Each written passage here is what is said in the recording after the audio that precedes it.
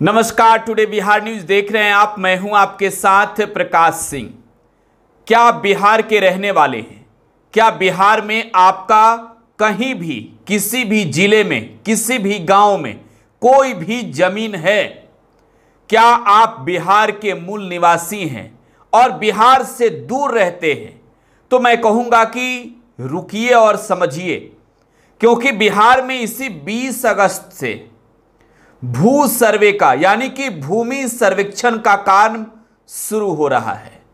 तो आखिरकार सर्वेक्षण कैसे होगा, सर्वेक्षण में किन किन बिंदुओं का ध्यान रखा जाएगा और आपको क्या कुछ करना पड़ेगा, क्या कुछ जानकारियां देनी पड़ेगी, ये सब चीजें इस रिपोर्ट में आपको हम बताने जा रहे हैं।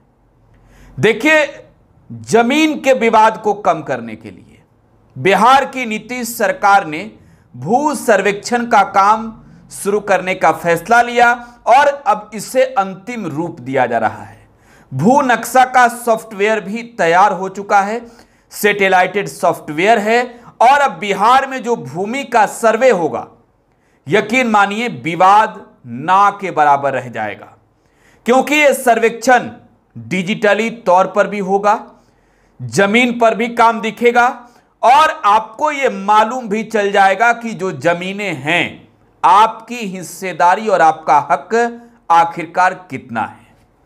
तो देखिए, भूमि सर्वेक्षण को लेकर लंबे समय से चर्चा चल रही है और इस चर्चा के दौरान कई तरह की बातें आती हैं, लेकिन अब नीतीश सरकार ने साफ कर दिया है कि हम भूमि सर्वेक्षण कराएंगे और हर तरीके के बाधा विघ्न को दूर करेंगे। तो मैंने आपको पहले ही कहा कि अगर आप बिहार के मूल निवासी हैं, बिहार में आपका जमीन है और बिहार में आपका मकान है, बिहार में खेत और खलिहान है, तो जरा गौर से समझ लीजिएगा कि क्या कुछ होने जा रहा है। देखिए, भूमि सर्वे का काम शुरू हो रहा है, तो इस भूमि सर्वे में आपको क्या कुछ मिलेगा, क्या कुछ हासिल होगा। सबसे बड़ी बात कि आपकी जो जमीनें हैं, क्या वो आपके नाम पर हो पाएगी। देखिए, अब खतियान भी बनेगा और इस खतियान में आपका नाम भी अंकित होगा। जाहिर सी बात है, कई ऐसी जमीनें होती है जो पूर्वजों के नाम पर होती है, किसी के पिताजी के नाम पर, किसी के दादा के नाम पर, किसी के परदादा के नाम पर, किसी के परदादा के पिता के नाम पर। लेकिन अब वो जमीनें भू सर्वे के बाद जब आप वंशावली पेश करेंगे अपने जमीन का, तो आपके नाम पर अंकित हो जाएगी। देखिए, भूमि सर्वेक्षण को लेकर जो जानकारियां हमें मिल पा रही है, आपको यह भी पहले जानना जरूरी है कि यह 45,000 गांवों में होने जा रहा है। बिहार में कुल 38 जिले हैं और 534 अंचल है, 8405 पंचायत है और 45,000 ऐसी गांवें हैं जहां पर भू सर्वे का काम शुरू होने जा रहा है। तो देखिए, मैं आपको विस्तार से बताता हूं कि इस भू सर्वे में कैसे होगा, क्या क्या होगा, क्या कुछ गिना जाएगा। क्या सिर्फ खेती और खलिहान की जमीनों की ही एंट्री होगी, क्या कुछ उसकी ही प्रक्रियाएं होगी, या फिर ये प्रक्रियाएं और भी आगे बढ़ेगी। देखिए, किसी भी तरह की जो संरचना होगी अब जो है वो पूरी तरीके से पारदर्शी होगी और इस सर्वे में आपको स्पष्ट तौर पर मालूम भी चल जाएगा। सॉफ्टवेयर भी तैयार किया जा रहा है।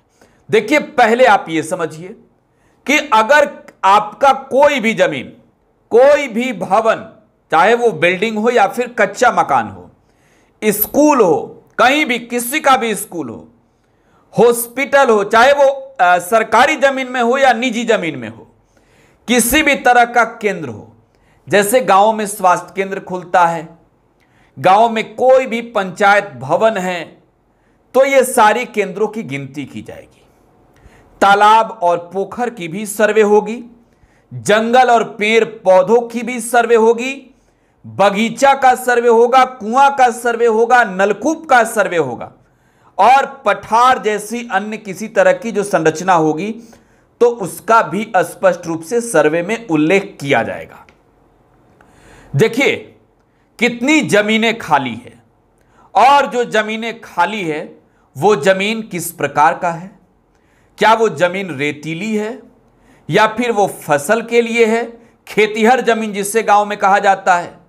और खेतीहर जमीन है तो फिर वो किस तरीके की खेतीहर है, उसमें किस तरीके की फसलें लगती हैं?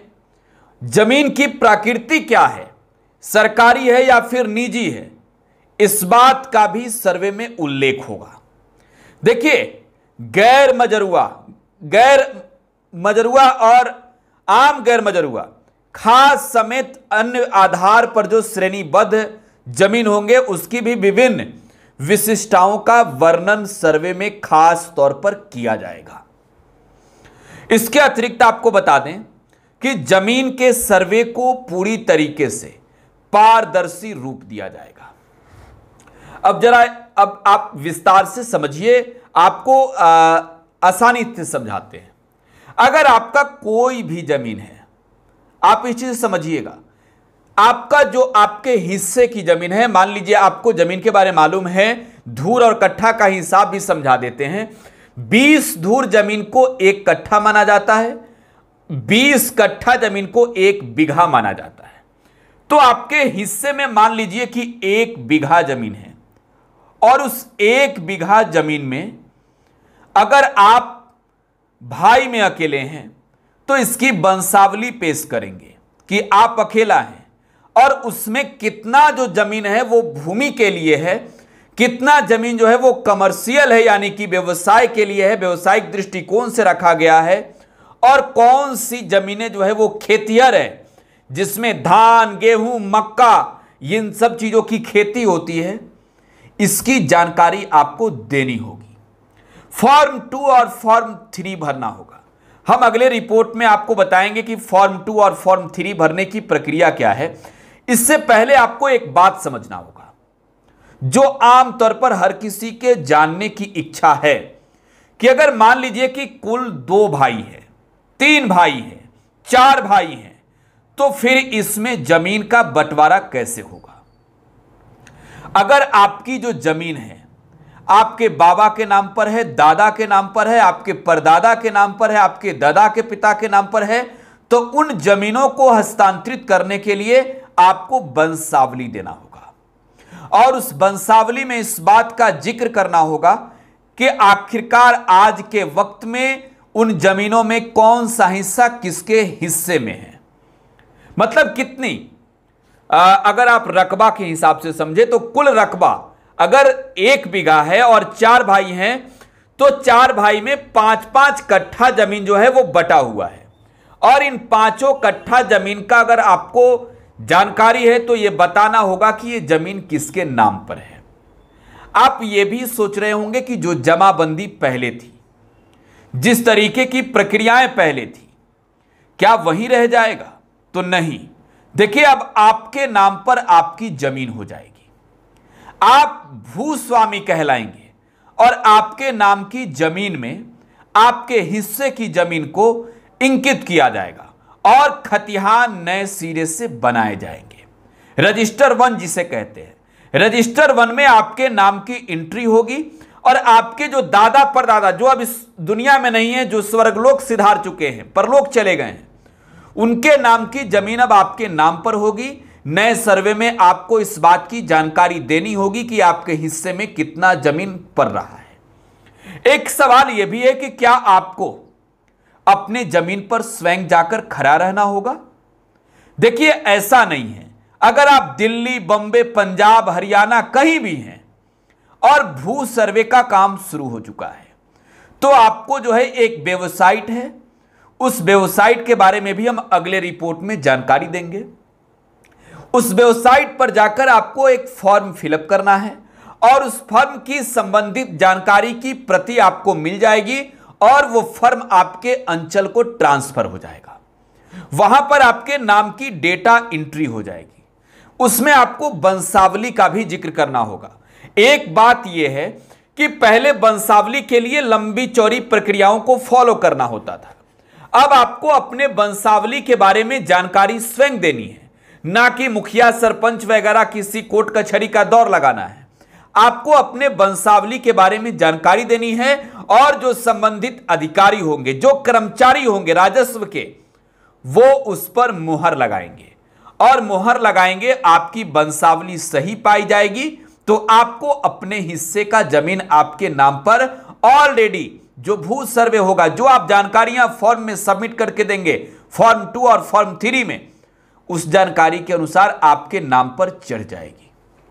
तो देखिए, भूमि सर्वे का काम हो रहा है और इस भूमि सर्वे को लेकर बिहार में आप यह समझे कि सरकार ने युद्ध स्तर पर तैयारी की है और युद्ध स्तर की यह तैयारी अब जमीन पर भी दिखेगी।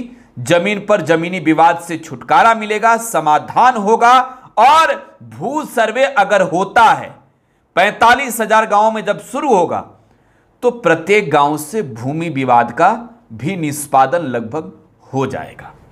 आपको क्या लगता है? अपनी प्रतिक्रिया कमेंट बॉक्स में छोड़ दीजिएगा। धन्यवाद।